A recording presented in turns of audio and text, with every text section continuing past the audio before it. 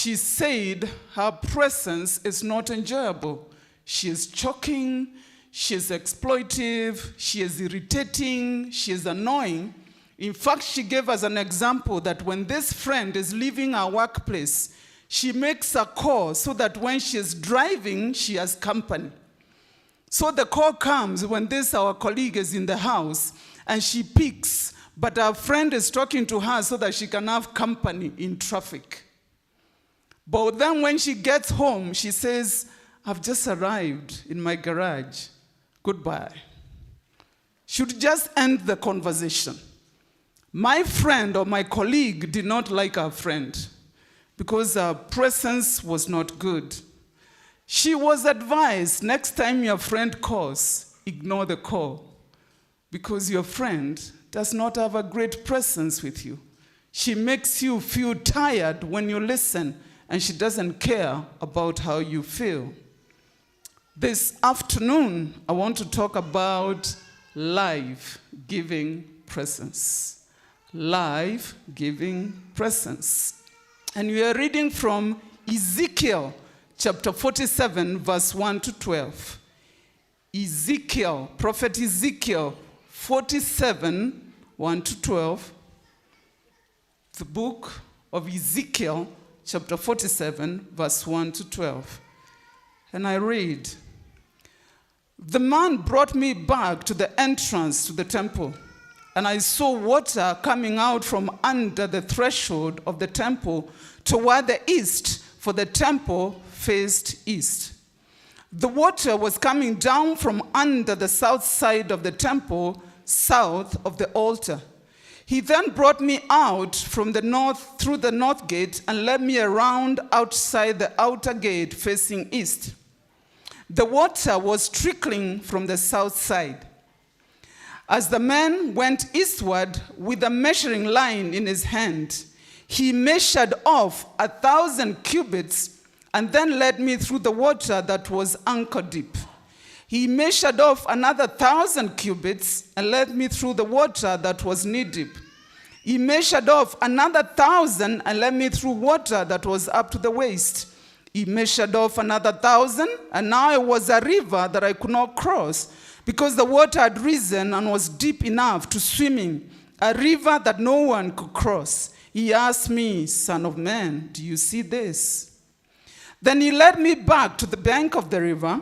When I arrived there, I saw a great number of trees on each side of the river. He said to me, 'This water flows toward the eastern region and goes down into the Arabah, where it enters the Dead Sea. When it empties into the sea, the salt water there becomes fresh. Swarms of living creatures will live wherever this river flows.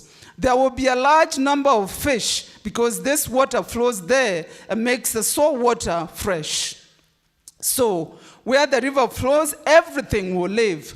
Fishermen will stand along the shore from En-Gedi to En-Eglaim. There will be places for spreading nets.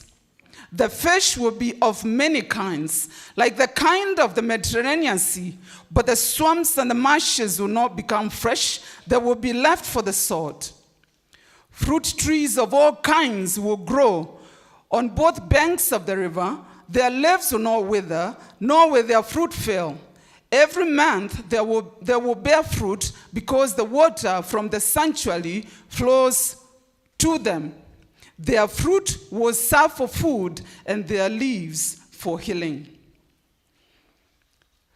This is a vision of Ezekiel. And I want to give you a little bit of a background. Many of us have read the story of Daniel and his friends that were captured by King Nebuchadnezzar. But amongst the people that were captured by King Nebuchadnezzar and taken from Israel to Babylon was a young priest called Ezekiel. Ezekiel came from the household of priesthood. In Israel, you did not become a priest unless you are from the tribe of Levi. That's how you could become a priest, because they were designated to serve in the temple. And so Ezekiel was one of those. He was a priest, and also when he went into exile, he served as a prophet. So God called him amongst the Jews that lived in Babylon as refugees, exilees, so that he can serve them in Babylon, because in Babylon they did not have the temple. They were in a foreign land, so there was no temple. And so he is used in exile to give prophecies to Israel, to encourage them to continue worship, to encourage them to continue thinking of their God, and to give prophecies. If you've read this book, you find there are different, at least 6 visions that he's been given by God throughout the time of his time in Babylon. The most famous one being the valley of dry bones that people know, because many times you will pray, the Lord will make alive your dry bones. So many people know about the vision of the dry bones. But today, we are looking at his vision of a river of fresh water flowing from the temple. This vision of river is prophetic and futuristic from the time he received it. Prophetic because it was sure to happen since it was coming from a true prophet. Futuristic because it was yet to happen, and when he was speaking in exile where there was no temple, but he's talking of a temple, which means it has to be in the future. And also the temple that was in Jerusalem had already been destroyed by the Babylonians under the leadership of King Nebuchadnezzar.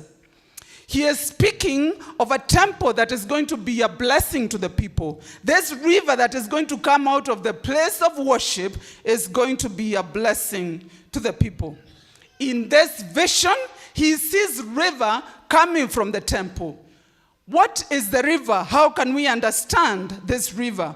First, a river is a symbol of a place of gathering, a place where people and animals meet. Look around. If you have a river and go there, you're going to find people, you're going to find animals, because it's a place of meeting, because it's a source of life. So a river is a source of life. Everybody gathers there, the animals and plants need water to live. A river is also a symbol of continued provision. Rainwater may come for a season. You know, in the afternoon, we are really doing like this. We are praying that it won't rain because we have a crusade. Because rain is for a season, it's for a time. But if you have an all-season river, it continues to give water throughout the year, continues to flow, a symbol of continued provision. A river is refreshing. It is a symbol of cleanliness and assurance. People know they can go there and they'll still find water. People feel they have a source where they can get water for cleaning themselves and whatever else belongs to them. A river is aesthetic. It adds to the beauty of the landscape. I'm sure you've seen many pictures where people take and the river is moving. It looks beautiful. A river is good for direction. If you get lost in a huge forest, at least some of us, if you get lost in a huge forest and you hear the sound of a river, you walk towards there and you're able to know the way the river is flowing, then you know your direction. Because you know the river only flows to a certain direction. And many people, if you get lost in the forest and you hear a river flowing, you go there, because the side is flowing might direct you to your home. Because if you belong there, you know the side the river flows. So if the river flows that way, and you know that you are a bit higher than the river, you know to turn this way in order to find your home.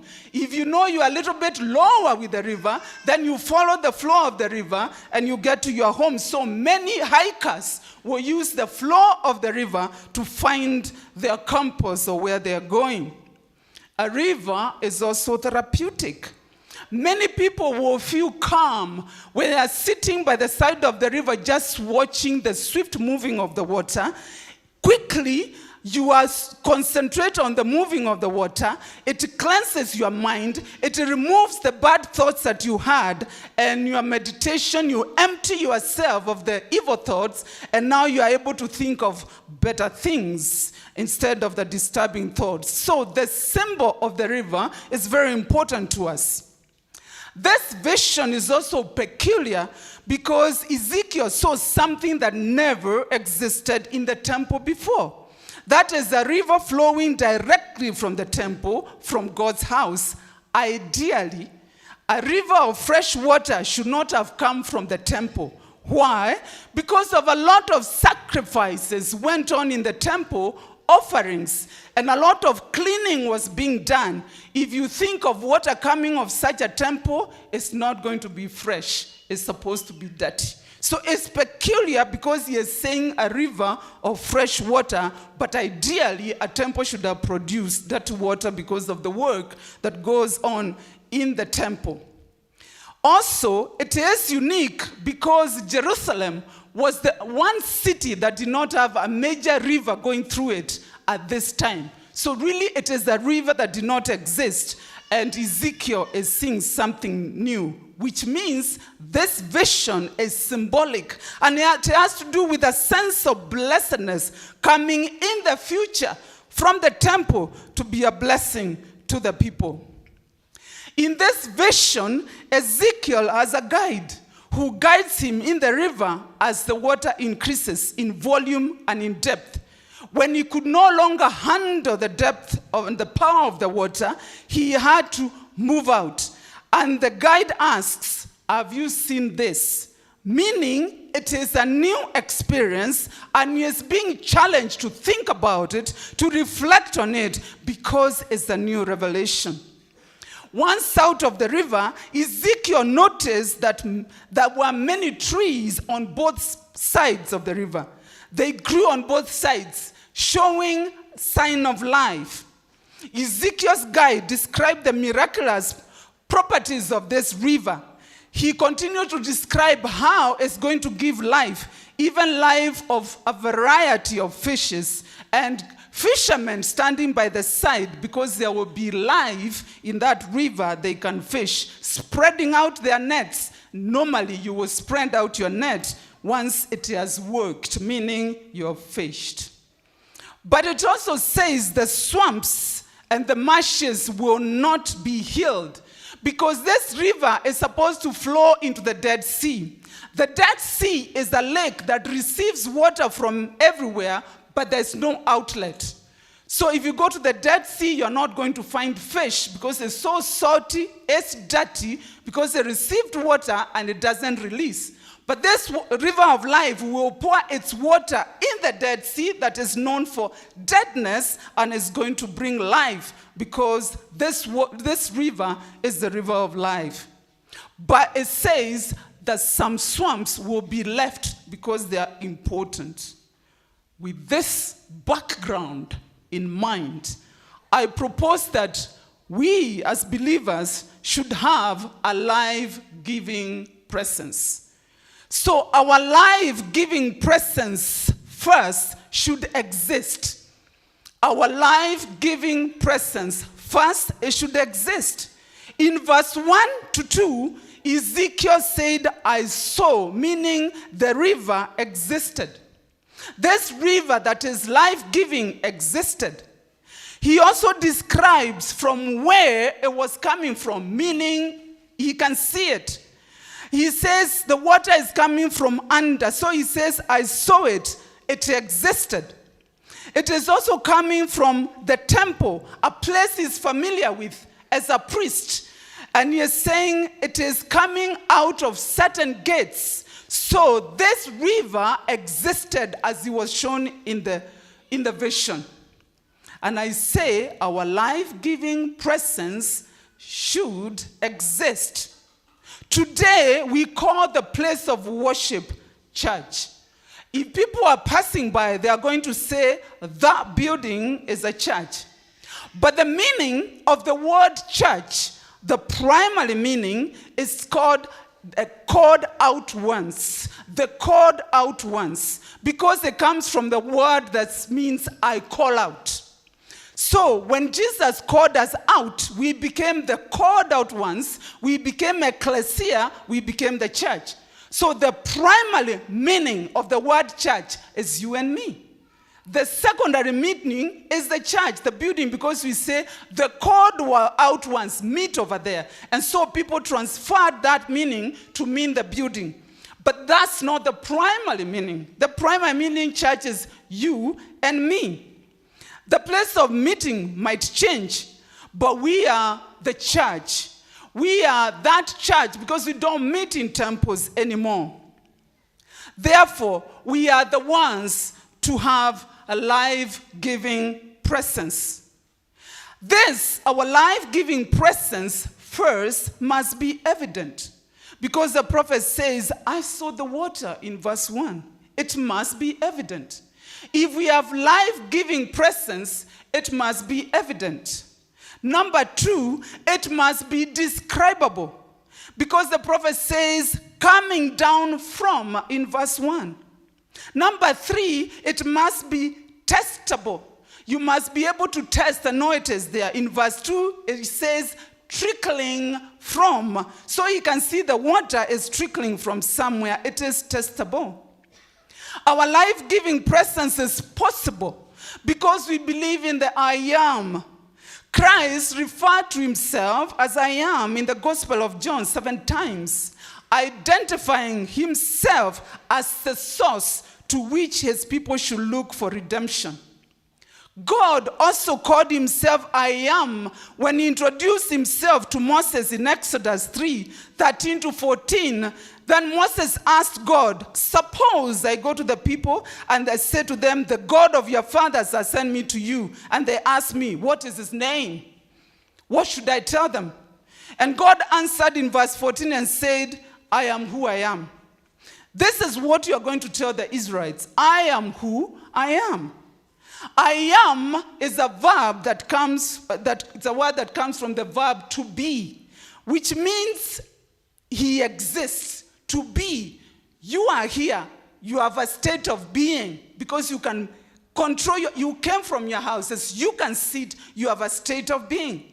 So when he says I am, coming from the verb to be, means that God exists. If you look at that, you will see I am is in the present tense. Today, God is I am. Tomorrow is I am. Next year is I am. He will never be I was. So he's always present. He exists and he's always present. So it is possible for us to have life-giving presence because we trust in the I am that exists all the time and is present all the time.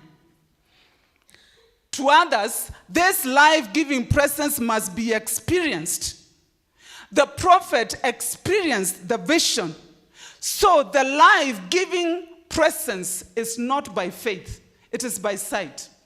You can't tell your friends or people, I am here and I have a life-giving presence. Take it by faith. It has to be by sight. We said it has to be evident. It has to be describable. It has to be testable. So you can't tell them, I'm a great person inside. Take it by faith. No, it must be experiential. They should be able to experience it. So when the Israelites were told of this vision, it was giving them hope.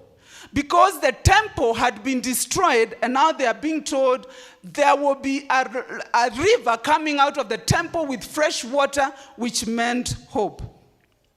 Today, we have to think of a life-giving presence and ask ourselves, does it even exist in me? Or are you like the friend of my colleague who was exhausting? There are people we don't like visiting in our homes. Yeah, I know we are spiritual. You can look at me and say, not me, everybody is welcome. But there are people we don't like coming to our homes. Because when they come, they leave us feeling exhausted. We are so tired, we are counting the days. Even minutes, when are they going to leave?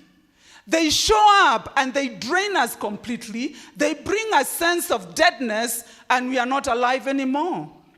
But we, as Christians, should have a life-giving presence everywhere we are, such that when people are with us, we present what we have as Christians in a way that makes them come to life. our life-giving presence should exist. Number 2, it should increase. Verses 3 to 6a. It should increase. The prophet continued in the vision, and there is a guide with him who is not named. He's just calling him a man. And this man has a measuring line to go measuring the way you move, to measure the water, to make sure you will not drown. So he's measuring it, and the prophet experienced the increase of the water. We read that he experienced the rise of the water, the extent of the water, and the depth of the water.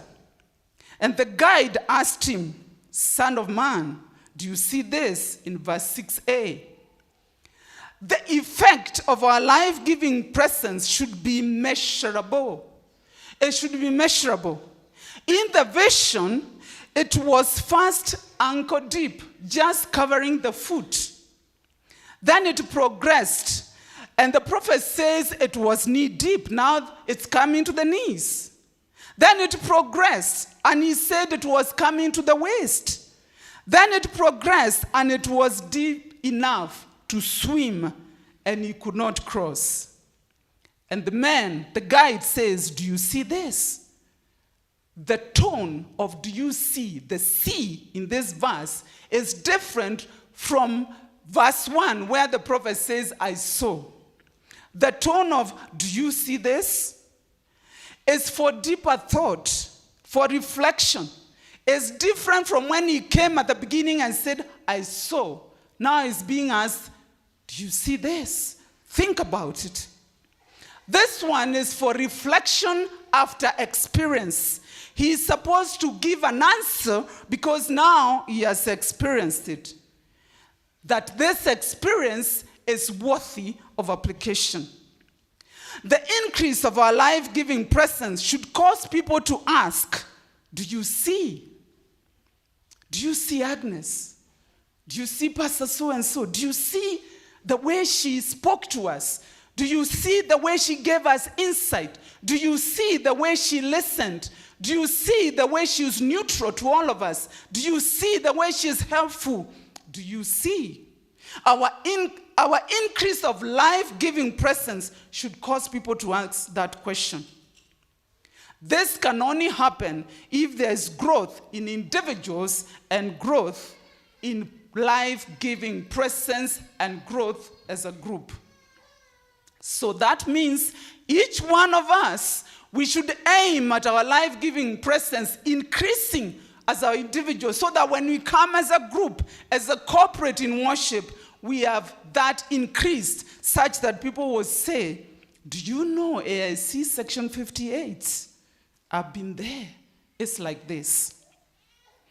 You know, we may have experienced water and we know how it feels. Somebody said, Christianity in Africa is a mile wide and an inch deep.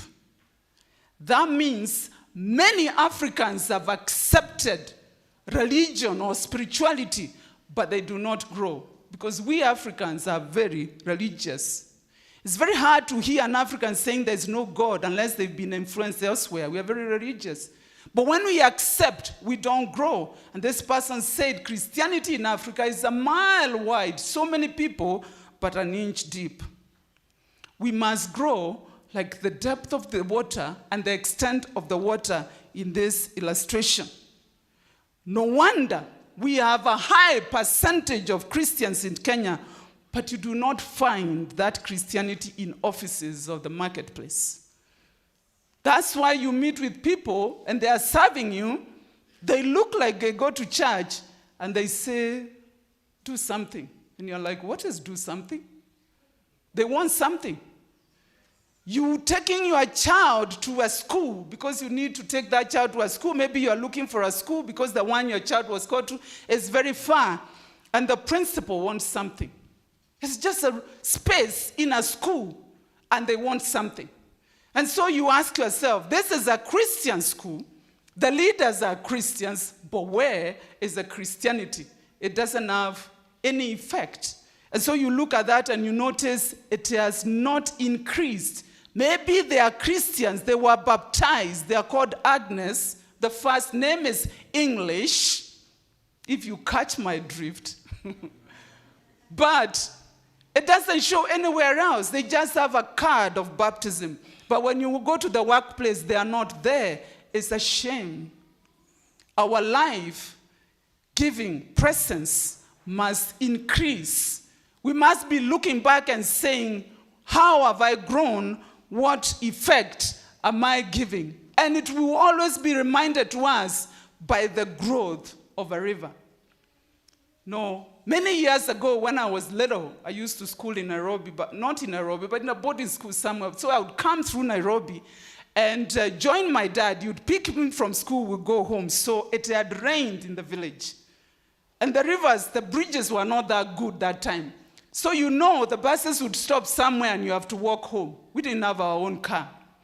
And so we were supposed to be helped to cross the river.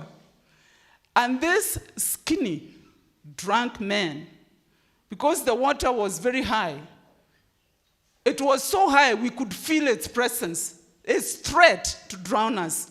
But we looked for one of the villagers who was an expert, and he was actually using a walking stick to help us cross. And Dad said, you can climb on his back. You know, I was that kid. You look at Dad to see if you've been given permission. Just the look, yeah, the look. So I looked at Dad and he said, yeah, climb on his back. And I climbed on his back and I was taken across.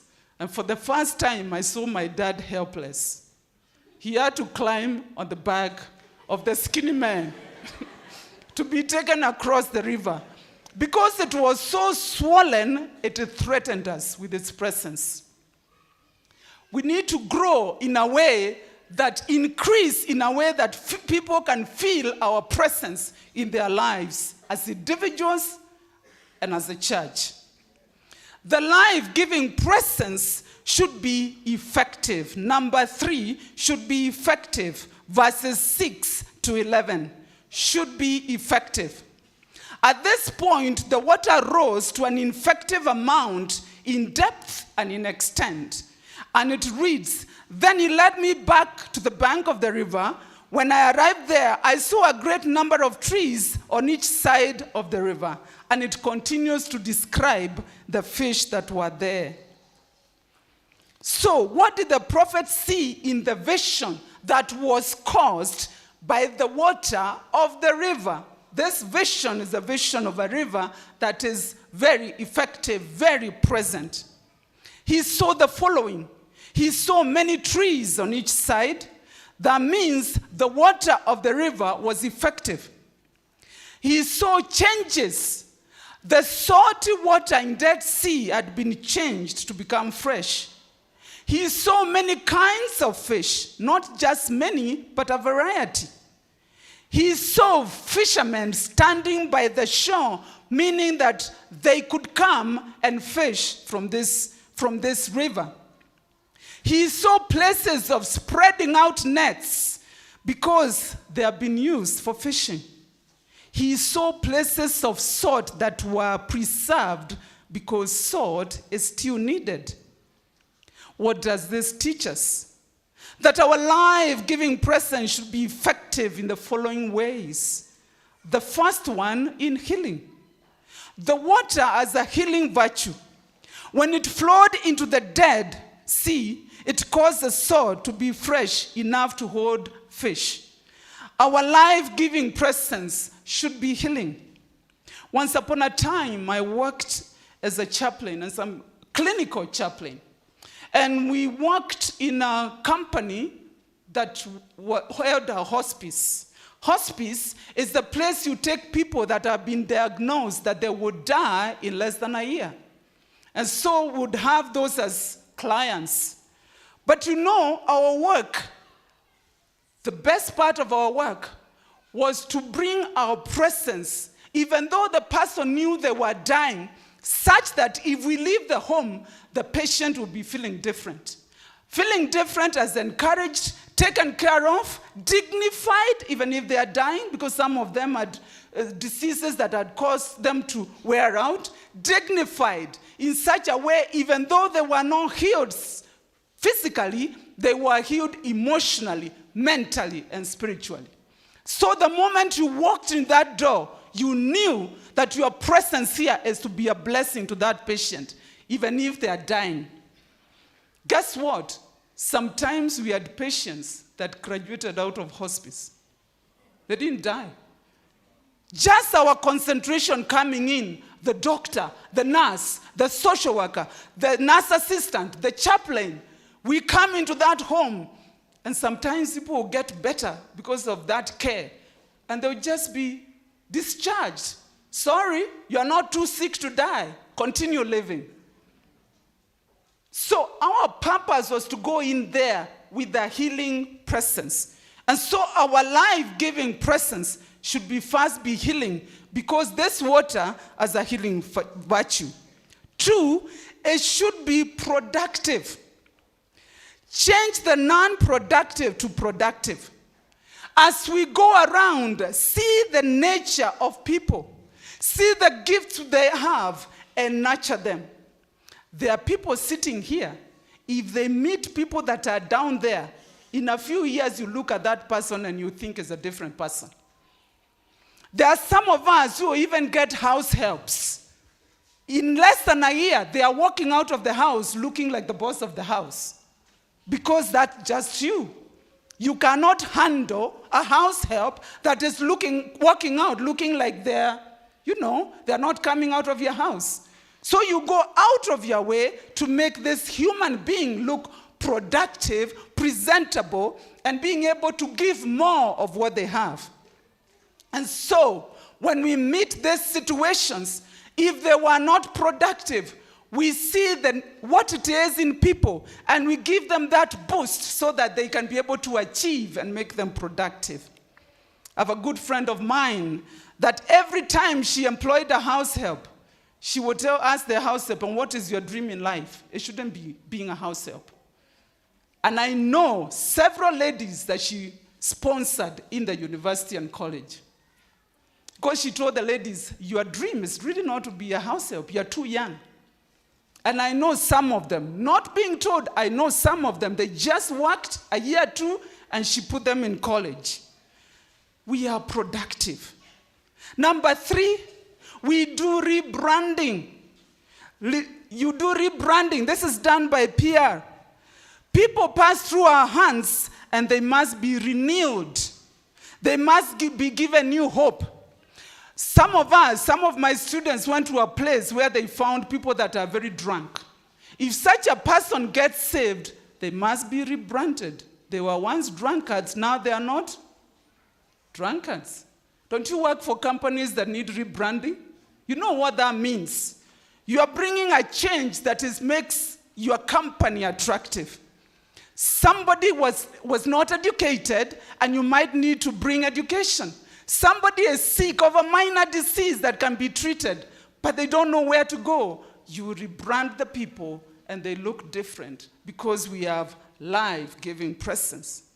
Number 4, we should be refreshing, making the bitter sweet. I remember one time we visited a fellow pastor, and after we left, I think she enjoyed the visit so much, and she texted us to say that was so refreshing. She was able to be herself. She felt blessed. She felt we remembered her. She felt it was a big effort that we made, and she felt so important. And she said, you guys refreshed me. It's the same thing that the Bible says, that we should refresh those that serve us, like our pastors.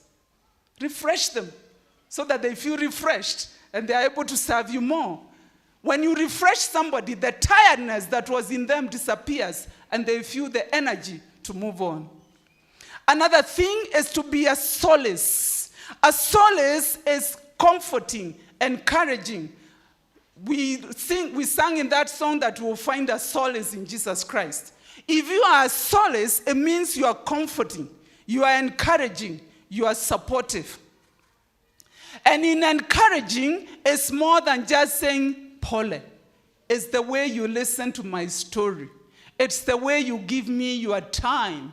It's the way you support what I'm doing. That is being a solace. We can also be directional. When you are directional, you bring solutions in people's lives. There's a church in Nairobi called Solution Center. Because the pastors say, when you come here, you'll find a solution. That's the way they said. We, the people of God, have the revelation of God. We have the spirit of discernment. We have insights. Those insights, there are other people we are going to meet that don't have them. Share them. You're going to be directional because many people are stuck. They don't know how to move on. They just need somebody with insight to help them move on. Sometimes they're at the crossroads and they don't know which way to go. We give insight that is Bible-based. We are also preserving as life-giving presence. Preserving. You know, the Bible says in the vision, not the whole of Dead Sea was changed. In spaces where there was salt, it was left to remain like that because salt is important. As we go around, we are going to meet people that already have gifts, talents, things that they can use in life that do not compromise with the word of God. Let us open our eyes and see those. Let us preserve those. Let us redeem the gifts. If you meet one dancing in the disco and playing the guitar a nice way, bring him in. Let us redeem that gift and send it to that corner. That is preserving because everybody has something important in them. And number 4, our life-giving presence should be long-lasting. Our life-giving presence should be long-lasting. Verse 22. The fruit trees were of all kinds, and they grew on both sides. Their leaves will not wither, nor will their fruit fail.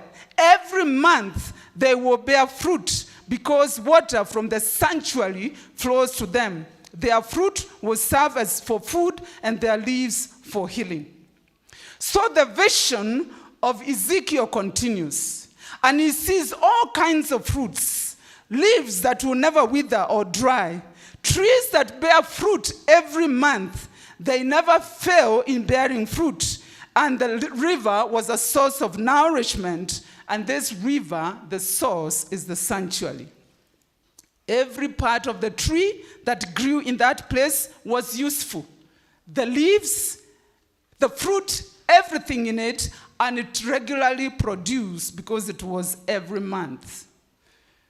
Our life-giving presence should not be seasonal. Today, we are the temple of the Lord. The life in us should give birth to more life. Therefore, our life-giving presence should first exist. 2, increase. 3, be effective. And 4, be long-lasting. If we do that as a church, we are going to have influence in our offices, our neighborhoods, and even the church you are going to plant soon. That is a fruit of your life-giving presence. The Lord bless you and keep you. The Lord make his face shine upon you. The Lord be gracious to you. The Lord turn his face toward you and give you peace. May you all be blessed. And thank you for hosting us.